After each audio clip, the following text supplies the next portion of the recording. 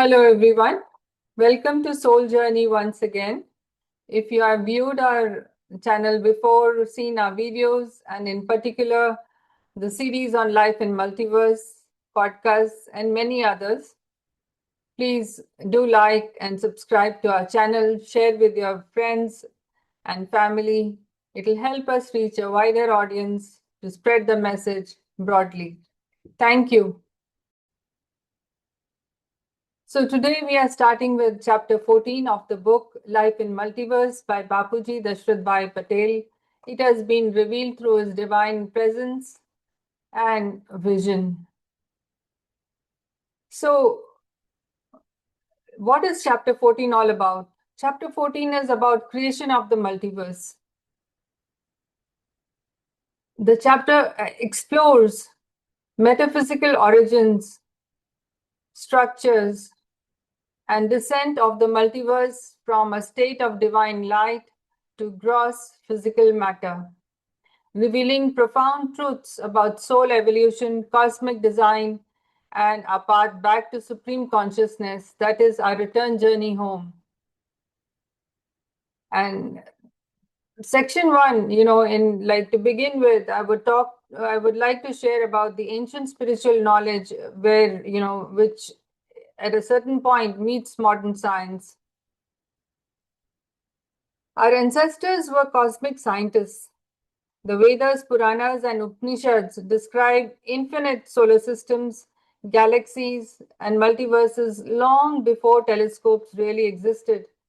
The Bhagavad Gita, chapter 11, depicts cosmic form of Lord Krishna, encompassing all creation. Similarly, the Mahadevi Bhagavad and Yoga Vashisht speak of infinite Brahmas, Vishnus, and Shivas in countless solar systems, that's Brahmands. So it is ancient, I think in all cultures and traditions, there has been some mention about the cosmos in their own way of understanding and the language that was spoken or understood at that time. The Mahadevi Bhagavatam speaks of infinite Brahmas, right? Infinite Vishnus and Shivas in different solar systems that are the Brahmands, but also the Yoga Vashishta discusses the existence of parallel creations and multiplicities of realities. Means a reality would have different versions. There would be multiple versions of, like they talk about parallel universes, parallel worlds. And fast forward, moving to coming times, the modern times, scientific discoveries like the string theory predicts so many multiple thousands of universes, and the Hubble telescope's deep field imaging provides physical evidence to this ever expansive cosmos, countless galaxies. And the convergence of these two realms of science and spirituality suggests that our ancestors had access to truth far beyond the reach of today's physical tools.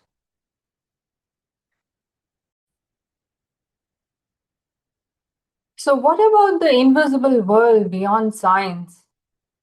Science can observe the visible, that is tangible, that can be seen, touched, felt, but only spiritual knowledge reveals the invisible realms of Param, Dham, supreme ether, and incorporeal realms. These are undetectable by physical instruments of the limited world. Bapuji explains that divine vision that is earned through meditation and spiritual practice can perceive the origins and boundaries of creation. The truth is, what science is trying to discover is what sages have already experienced. They have documented it and can be seen through, read through various Vedas and Shastras. They have explicitly explained the phenomena.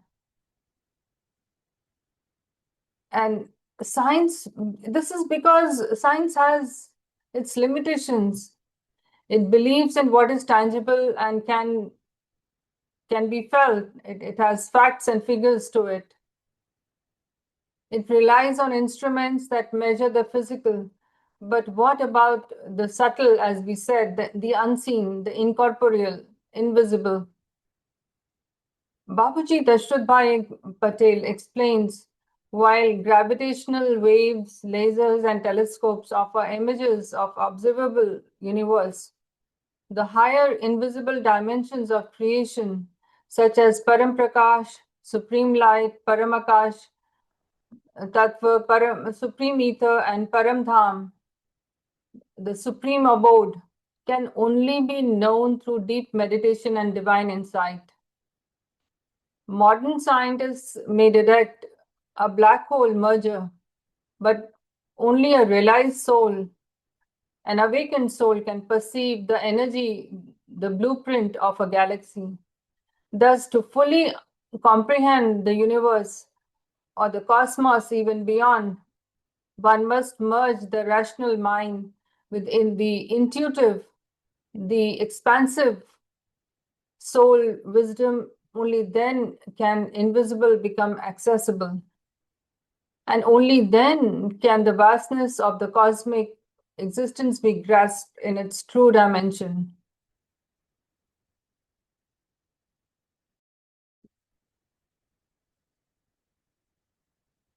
So, what is the power that holds, that sustains consciousness or creation itself?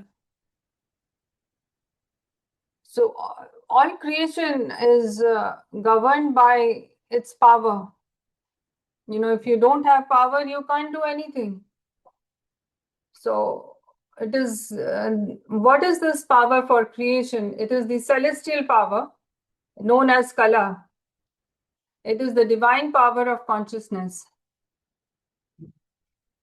So Shiva holds the power over one creation. He creates the solar system or the Brahman and has the power of, or the Kala, the celestial power of 1 to 4 Kalas. Mahashiva, who governs the galaxy or the Mahabrahman, holds the power of 8 to 12 Kalas. Paramshanti, who governs the universe, has the power of 16 to 20 Kalas. Kala is kind of like a wattage. Depending on the wattage, the bulb will have its luminosity. So the brightness and the creation power and the span will all depend upon this power, the celestial power or the Kala of the consciousness or the supreme consciousness. This is not simply a mythological talk or some fiction, spiritual fiction, but it is precise, energetic hierarchy. We have already spoken about the hierarchy of the cosmos in our previous chapters as well. I highly recommend to take a look at those videos and you will get a fair good idea what is it all about. So, as I said, in spiritual science, Kala refers to the degree or the celestial power a being can hold. Consciousness is very creative, but it is all energy, and this energy functions directly proportional to the power it holds. It is the divine soul.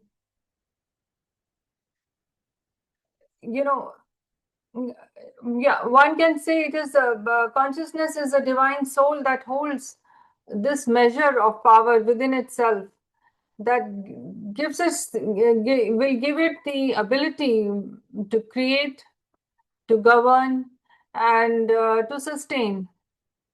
And eventually, when all the power in creation and sustaining and maintaining is lost, it will also wind up.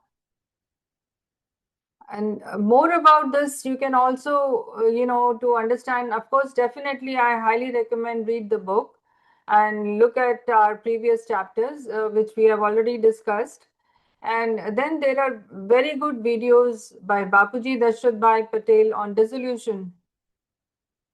And there is another course that is a 10-day course provided, it is on Paramshanti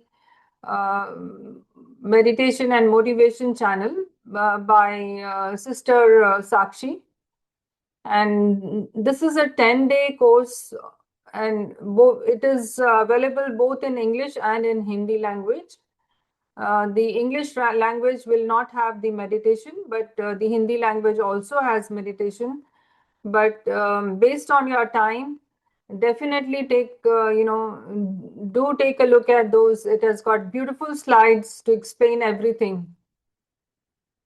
I will also provide the link of those videos below this, and also provide the link of the videos by Bapuji on dissolution.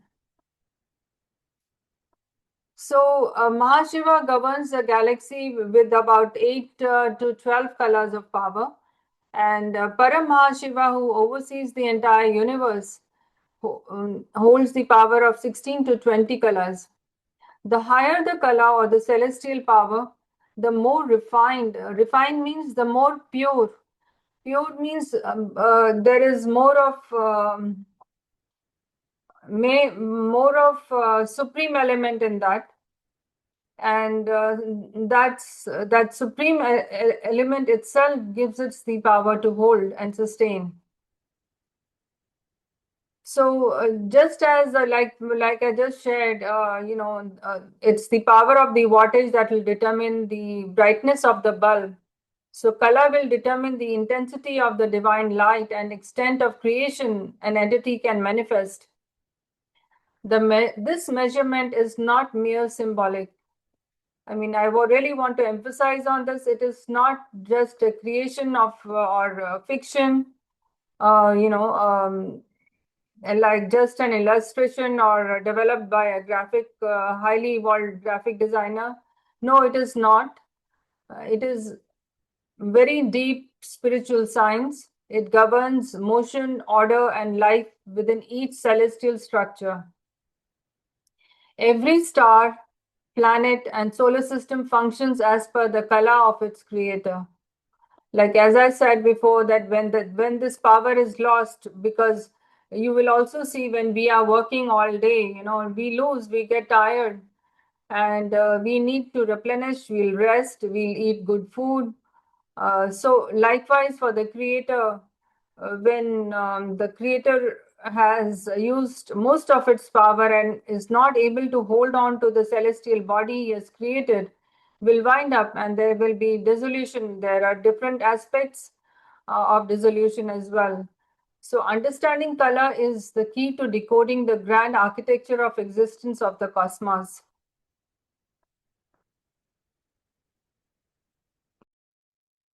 So now about the birth of our multiverse. The 100 color Param prefixed 100 times to Mahashiva.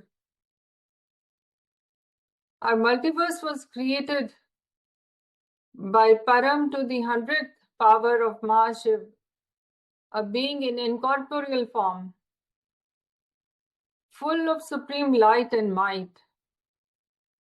Using only 5% of his power, he manifested the initial trinity, Mahabrahma, Mahavishnu, Mahashankar, each with 100 kala from each one of them, 9 ratnas, the supreme souls, emerged. So our multiverse is a grand cosmic structure of inconceivable proportions and was created by such a Mahashiv, such a powerful Mahashiv. This supreme being was initially in Nirgun Nirakar form without qualities or shape. Nirakar is incorporeal, the formless one. Nirgun means without any qualities. So This supreme being was existing as a sphere of supreme light or pure consciousness made of supreme light and might. With merely 5% of this power, as we discussed earlier, he created the three entities with 100 kala, each Mahabrahma, Mahavishnu, Mahashankar. These beings then created 9 supreme souls, or the 9 gems. These prime souls carried tremendous light, knowledge, and creative potency. From them, the framework for the entire multiverse was seeded. This wasn't an explosion like the Big Bang, but an act of focused, conscious affirmation from the incorporeal to the incorporeal creation through sankalp or the thought.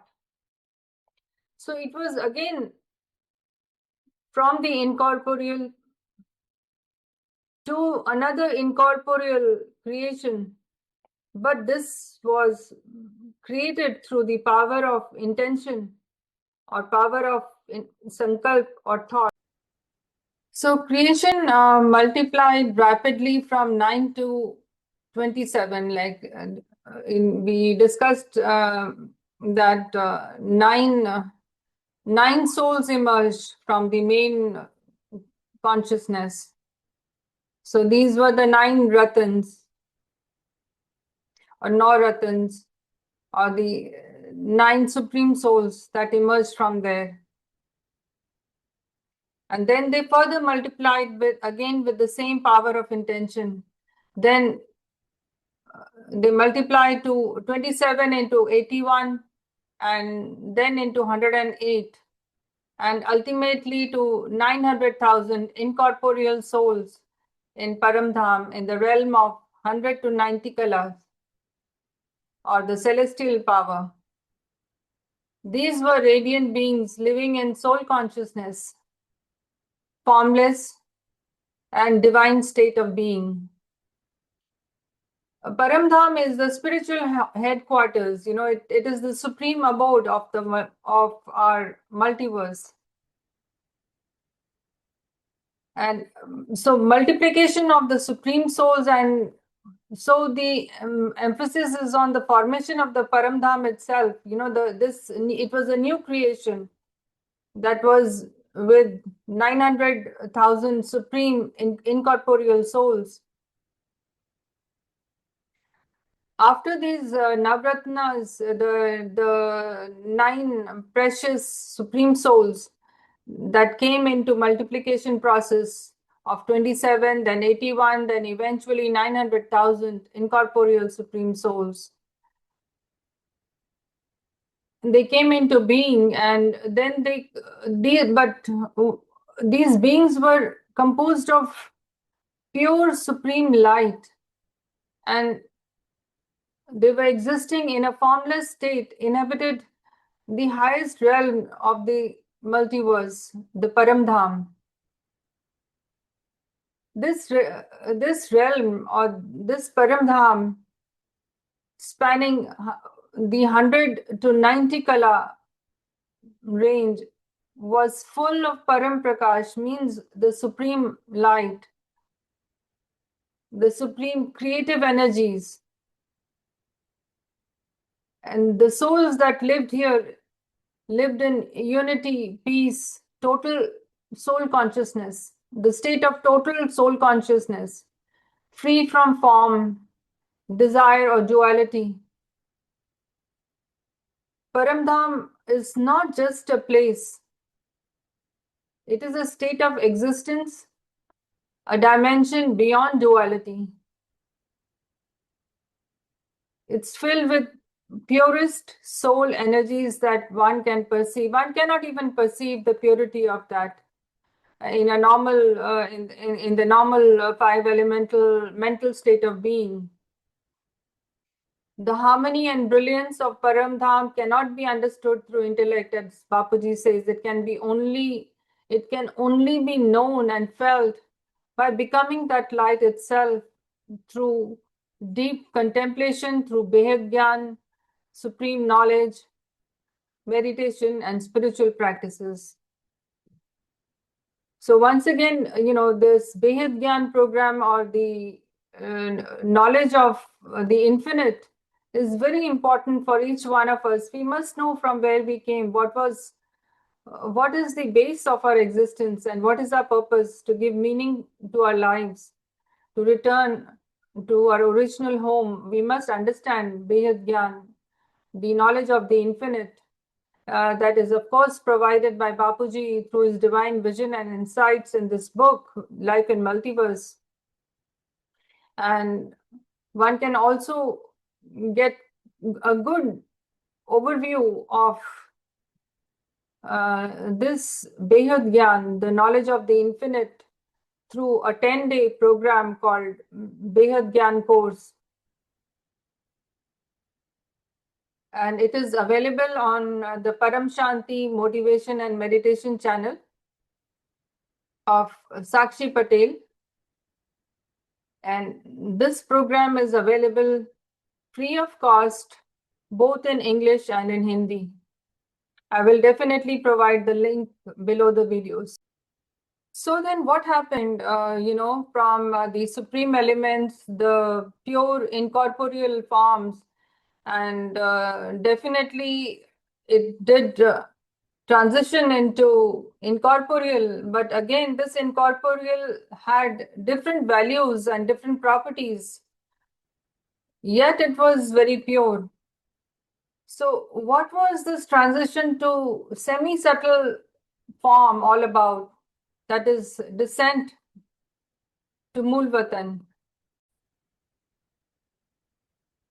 Affirmations reduce, because affirmations happen when your intentions are created, or thoughts are created, or sankalps. Sankalp is an affirmation in a way. It is an affirmation. So affirmation reduce soul power, leading to restlessness. The souls began acquiring a semi-subtle form. The supreme ether element, or the Paramakash Tattva, formed, and Mulvatan of about 90 to 80 colors was created as the transition zone between the pure light and the subtle form. This stage mirrors the germination of a seed and multiplication of supreme souls and formation of Paramdham was happening simultaneously. After the Navratnas, or the 9 supreme souls that were created, they came in the multiplication process. This descent to Mulvatan began. And as creation expanded and affirmations continued, the original incorporeal souls began to lose power. Their stillness gave way to subtle agitation, triggering the first signs of transformation. These souls started to radiate energy in all directions, leading to the formation of Paramakash Tattva, the supreme ether element.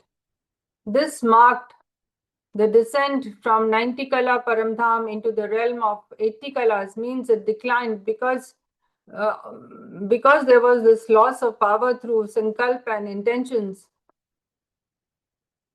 Here the soul was no longer purely formless, but began developing a faint outline or subtle form.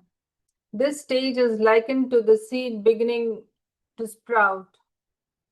A soul moves from pure light into transitional phase, and Mulvatan is a crucial bridge between the incorporeal and the subtle worlds, where the soul consciousness is retained but wrapped in the early years of, or early layers of, the creation of form itself. now, when the subtle body started to be formed, what was the role of supreme elements here? How did they deteriorate over the period of time?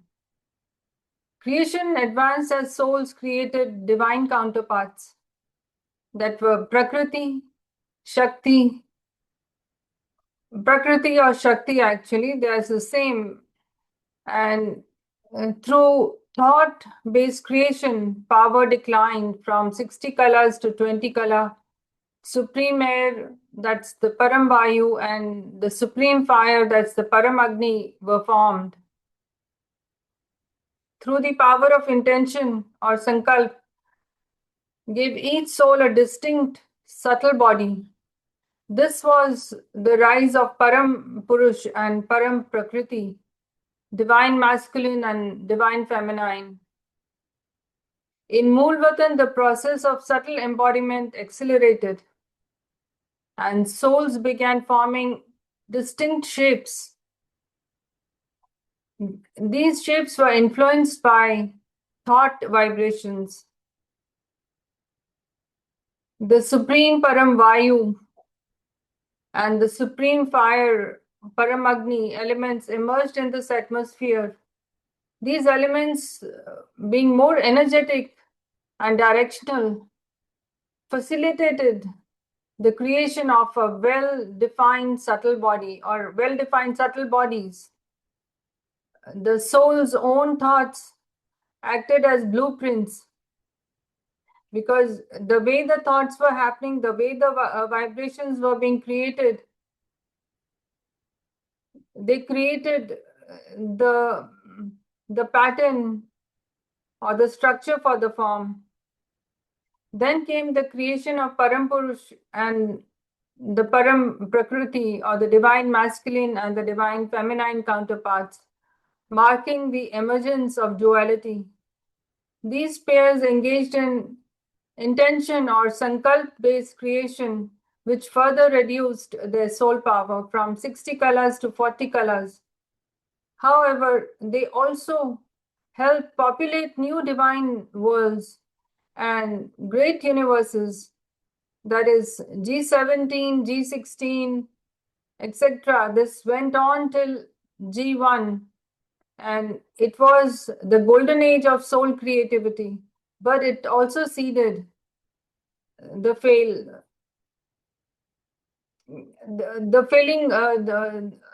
reduction of the power, because the more it was creating, the soul was losing its power, and it was actually it was the beginning of a big fall.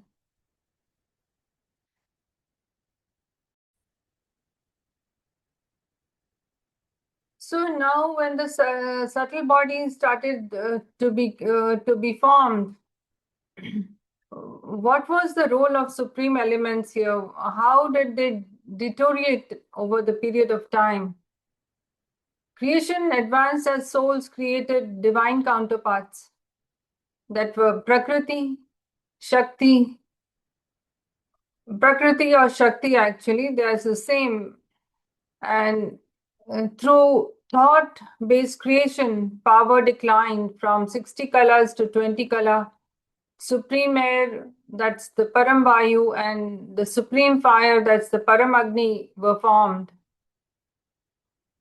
Through the power of intention or sankalp, gave each soul a distinct, subtle body. This was the rise of Param Purush and Param Prakriti, divine masculine and divine feminine. In Moolvatan, the process of subtle embodiment accelerated, and souls began forming distinct shapes.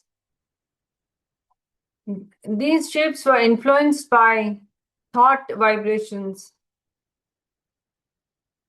The supreme Param Vayu and the supreme fire, Paramagni, elements emerged in this atmosphere. These elements, being more energetic and directional, facilitated the creation of a well-defined subtle body or well-defined subtle bodies. The soul's own thoughts acted as blueprints, because the way the thoughts were happening, the way the vibrations were being created, they created the pattern or the structure for the form. Then came the creation of Param Purush and the Param Prakriti, or the divine masculine and the divine feminine counterparts, marking the emergence of duality. These pairs engaged in intention or sankalp-based creation, which further reduced their soul power from 60 colors to 40 colors. However, they also helped populate new divine worlds and great universes, that is G17, G16, etc. This went on till G1, and it was the golden age of soul creativity, but it also seeded the fail, the failing, the reduction of the power, because the more it was creating, the soul was losing its power, and it was actually, it was the beginning of a big fall. What was the purpose of creation? How did this creation fell actually? And how come these cycles of dissolution also commenced? All creation is bound to cycles of creation and dissolution, because anything that is created is going to end. Solar system or the Brahmand is destroyed in Mahakal Pralay. A galaxy or the Mahabrahmand is dissolved by Mahashiva. Universe or the Param Mahabrahmand is reabsorbed by Param Mahashiva. Our multiverse too will dissolve. But why did creation fall? It's important to think about it. What happened? Because creation needed expansion, experience, and ultimately return to source. Fall was the beginning of our return journey home. So as creation fell into gross matter and entropy, it became subject to cycles of destruction and rebirth. Bapuji Dashrathbhai Patel explains that each level of creation, the solar system, galaxy, universe, and our own, multiverse, one can say, the cluster, it contains many universes, one universe in the other. It's something like a box. We have discussed that before. And it has its own cycle of dissolution or pralay. These dissolutions serve to purify and reset the nature of creation itself. For instance, solar systems dissolve in a Mahakal Pralay. Galaxies purify, or they dissolve in Mahashiv's Pralay. Universes by Param Mahashiv. But what is happening is creation is not linear. It's cyclic. It happens after a certain period of time. We have discussed this in our beginning chapters, and I will share the diagram as well again here. The fall of our multiverse is too negative. 100 kala was essential for its expansion. That power, the celestial power that was needed, was of 100 degrees celestial power, or 100 kala. The goal now is to return back to purity, light, and incorporeality. Dissolution is not a destruction. It is a way of creating again, preparing again. It's divine regeneration. Souls must awaken and reverse the fall through remembrance and soul effort. And this effort is through our various spiritual practices, and it is just not blind meditation, mindfulness. It is much more. It is based on knowledge of the infinite, knowledge of the inner true self, it cannot be independent. You can't sit in meditation and just hope for something to manifest and show up and give you a response. You have to have a trigger point of understanding what you are looking at, where are you going. So Behad Gyan is very, very important. It will give you a direction for meditation and more learning about your own self.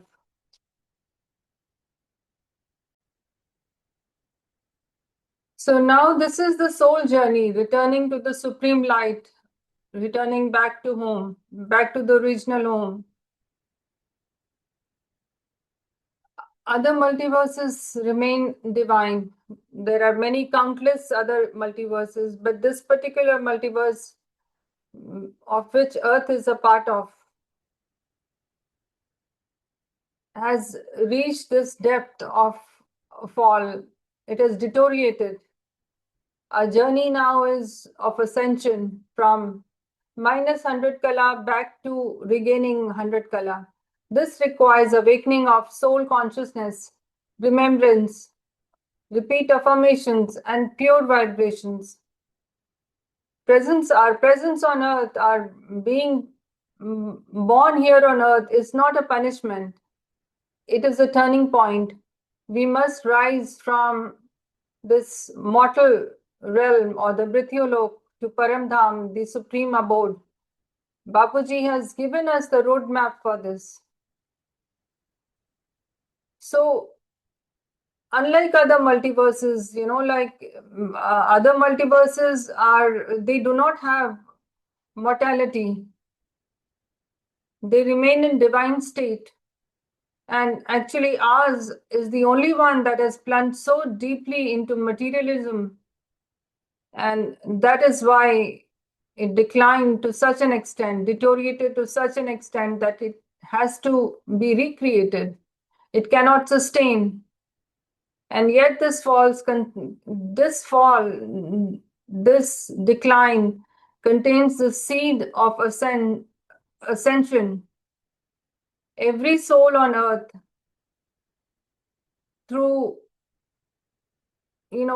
every soul on earth is encased in 5 elements, the 5 gross element. It still carries, but because it's the soul, the spark of the soul is there. It contains its original divinity, and it contains the spark of that 100 color light. Through knowledge, remembrance of the source, affirmations, spiritual efforts, the journey back to Param Dham, the supreme abode, is definitely possible. And the aim is not to escape Earth, but to raise its vibration. Bapuji has shown the way, he has given the entire structure as to what can be done, how to understand, and what the way out is. It's within. It's not going outside on the road, traveling places. It's traveling within. Awakening the supreme light of the soul and spreading Paramshanti by vibration. Paramshanti is supreme peace. Because supreme peace is the nature of the soul itself, is the true nature state of the soul. And when that remembrance is even repeated as an affirmation, you call somebody by the name, and that person will attend to you, will listen to you. So if you call the soul by its very nature, by its very state of being, supreme peace or Paramshanti, it will respond, it will wake up. So we must become divine again, not just for ourselves, but for the sake of healing of all creation. And this is not an individual who is thinking like that. This is for the entire consciousness that is prevailing on this planet, every single soul that has come out of that consciousness. This is not merely a spiritual theory again. It is the science of the soul, science of the soul ascension.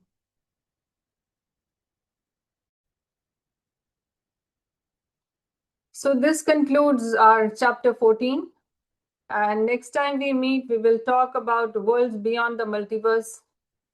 And hopefully by this time, everyone has understood that this book is so profound. This book, Life in Multiverse, has got so much more. I have not shared the details because this is just an overview of each chapter, or most of the chapters. And intrinsic details could not have been shared because you need to visually see them in the book and read and feel it and experience it, because reading this book is something like reading a sacred text, and it kind of wakes you up from that deep slumber and motivates us to go within and seek the truth. So we'll meet again, and if you have liked the video, once again, please do like, subscribe, and share the video with other friends and people so that this message reaches a wider audience. Thank you.